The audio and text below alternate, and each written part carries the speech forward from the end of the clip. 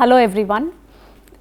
In today's session, we will be discussing about a beautiful literary work which was written in the contemporary to Tirukkural.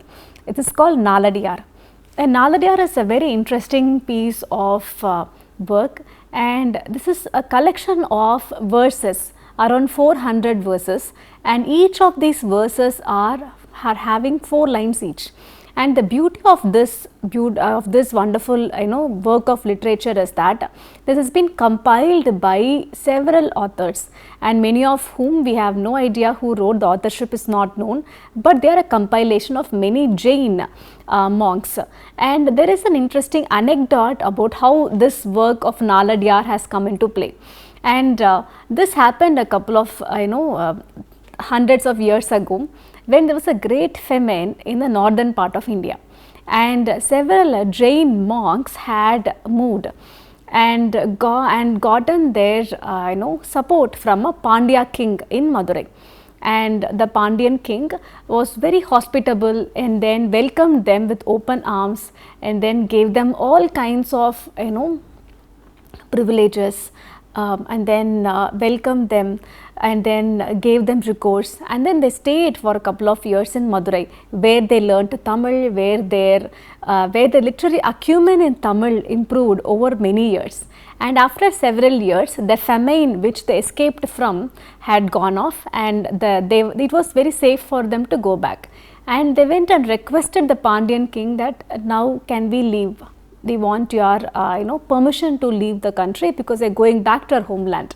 But the Pandyan king refused, saying that your presence adds more luster to my court, and your literary acumen, your literary prowess, the way you sing the poems and everything is adding value to my court. So I want you to stay back. And the monks received that reply and went back. And after a few months or years, it found that overnight all these monks left the place. It was very surprising for the Pandyan king when he learned that every one of the Jain monks had left the place overnight. And they all, and the ministers and the king, went and inspected the living quarters of these monks and found that they had left lots of manuscripts. Over 2000 manuscripts, each having these different verses were written, and then they were kept in their abode, where they stayed in the living quarters of the monks. And all the ministers and the king, they found that it does not make much sense, because it was written by all of these different kinds of monks. And the Pandyan king, in his mindset, he said, let's throw them away in the Vaigai river. I don't want them anymore. And as per his orders, the manuscripts were thrown in the Vaigai river. Surprisingly, a few of them washed away, but many of them, around 400 manuscripts, were washed ashore in spite of the flowing river water of the Vaigai. And this was very surprising for everyone, and they all collected these manuscripts and they compiled them, and then they segregated them into different context as per their context. And these 400 final verses were called as NaladiYaar. Each of them were having 4 lines each, and beautiful analogy about how to live life. What is the ethical foundation of good living, virtuous living? All of them were explained in a wonderful analogy. Every one of these verses have got an analogy on the right way of living, piousness, humility. All of them are explained and presented in these 4 lines in the book NaladiYaar, compiled in this book NaladiYaar. So in this next few sessions, we will be discussing how NaladiYaar has come into play, and they have got 3 sections in NaladiYaar. One is about the virtues, the other is about wealth, friendship, and the last one is about love. And in today's session, we will be looking at the first half, the first part of this NaladiYaar. And this theme, the theme that we say that NaladiYaar consists of, right? So this theme in the first few verses talks about the impermanence of wealth, and how wealth is very fleeting in nature. It comes, it goes, but what is more permanent is one's discipline, the wisdom that one possesses, the virtuous nature of a person, the integrity. All of this stays for a very long time. And the first few verses in NaladiYaar talks about this impermanence of wealth. And there is also one key theme which is highlighted in NaladiYaar, which is the moral character of someone. How to say integrity in establishing your moral characteristics, traits, and how that is very important, and how you associate yourself with people of similar integrity, in similar traits, and how that resonates across many people, and that. And we also talk about relationships and love, and how true friendships is formed, and how do you differentiate between fake friendships and true friendships, and how do you sustain the friendship over years in spite of many imperfections, and how do you celebrate good relationships. All of these is the recurring theme that we can see in NaladiYaar. And then in the first few sections of NaladiYaar, we can see that there is this timeless nature of virtue that they are celebrating again and again. And I would like to say this in the first few verses, where they say about the impermanence of life. So, this is explained in an analogy here, and it is very interesting for us. I would like to repeat that, mention that particular verse, which is verse 21. It is Malai misai thondrum madiyam pol yanai thalai misai konda kudayar nilai misai tanjinar endru edundu தூற்றப்பட்டார் அல்லால் எஞ்சினார் இவ்வுலகத்து இல். And my pronunciation might not be perfect. I would like to ask your apologies on that. But this 4 lines of NaladiYaar tells about the impermanence of a situation, of one situation.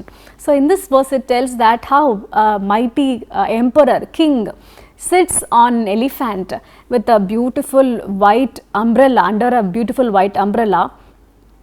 And this is the majestic nature of an emperor, and even such an emperor has got an end to his life. Similarly, every nature or every highs and lows of life is inevitable. When there is an ebb, there is a flow. And this is explained in this beautiful analogy that even though an emperor might be very majestic, has got all of these luxuries in life, even he has got an end written for him. The fate is inescapable, and this might seem very negative at the outset, but this shows the underlying humility. When you know something, there is an end for something, you accept it, and then there is a humility that is built inside it, because you are living for something much greater than the wealth, and that is explained in this verse very beautifully. And not everyone in this world can escape the fate that is written for them, and because of that, the ingrained nature of humility, humbleness comes into play here. And one more thing that explains or that is mentioned very frequently in this first few verses of NaladiYaar is the impermanence of both wealth and youth also, where you go beyond your bodily, the body frame, where the youth is just a skin deep, but much beyond that, what is there? How you cultivate your discipline, your wisdom, and then your integrity and the nature of it all, which permeates everything else, that the bodily, the future of it comes into play here. That comes into play here. This verse I would like to tell, verse 39. புல் நுனிமேல் நீர்போல் நிலையாமை என்று எண்ணி இன்னினியே செய்க அறவினை இன்னினியே நின்றான் இருந்தான் கிடந்தான் தன்கேள் அலர சென்றான் எனப்படுதலால். So, just like the dew drop which is standing on the tip of the grass blades, so how temporary is that? It can fall off at any minute, at any second, at any moment, right? Similarly, this analogy is one of my favorites. It says that as temporary as a dew drop which is standing on the tip of a grass blade in the morning, similarly people will say that this person had lived and then passed away. So such is the temporary nature of one's life. So when one's life is so temporary and is so fleeting, what everyone can do to make use of that time at that most optimally, what can be done in that particular time. So that is mentioned here in a beautiful analogy. As a dewdrop is so temporary, is the momentous nature of this dewdrop. Similarly, one's life is also very fleeting, and people will say this person had lived and then had passed away, and then he walked like this and he moved away. So that's the legacy that you're leaving. So when your life is so fleeting, what and all can be done to make it more optimal, to make it much more beneficial for you, the community and the family surrounding you? So that is explained in this about the impermanence of one's life with this analogy of the dewdrop, one of my favorite analogies in NaladiYaar.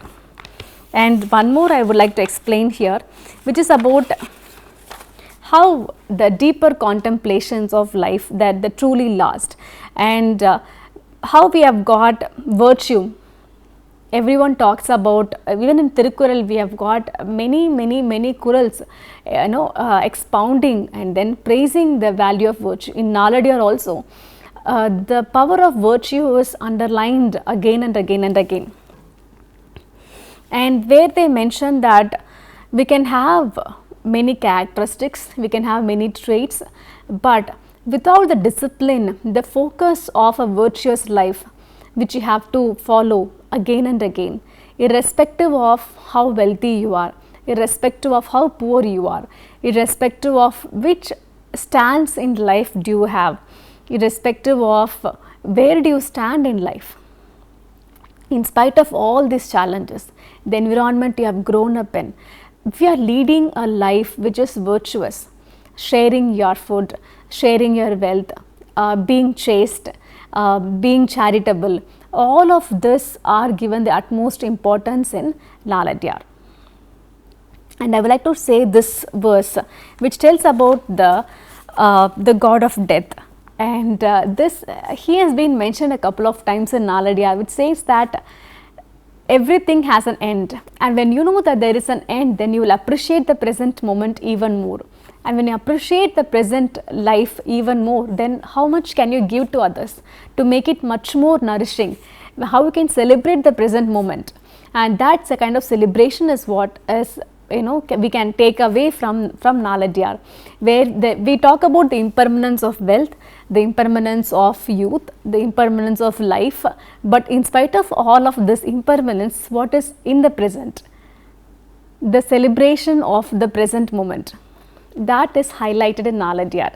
Even though the wealth can go away, the youth can pass away, can fade away, we can say, and then our life also is impermanent. But if a person is leading a life of virtue, if a person is leading a life which is fortified by integrity, good ethical values, moral values, and sharing, even though the wealth might not be permanent, even though you are poor, whatever little you have got, you are sharing with others, welcoming people, giving a very peaceful atmosphere, hospitable to everyone. All of this are celebrated in NaladiYaar, appreciating the present moment. And this is highlighted in this particular verse.